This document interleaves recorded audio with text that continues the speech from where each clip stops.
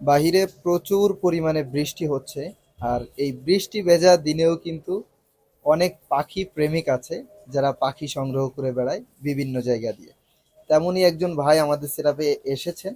আর ভাইয়ের নাম হচ্ছে মোহাম্মদ সিজান ভাই। আর ভাই দেখেন সম্পূর্ণ ভিজে গেছে এবং খুবই খুশি আমাদের থেকে একটা জোড়া কোনোর পাখি নিতে পারে।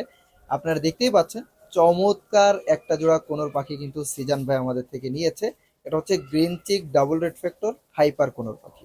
তো কোনোর জোড়াটা আমরা কিন্তু সুন্দরভাবে ঝুড়িতে ভরে দিচ্ছি। আমার ছোট ভাই ধরতেছে, দেখতেই পাচ্ছেন। এবং প্রতিটা পাখি চেক করে দিচ্ছি মেল ফিমেল, তারপরেও গ্যারান্টি তো থাকবেই।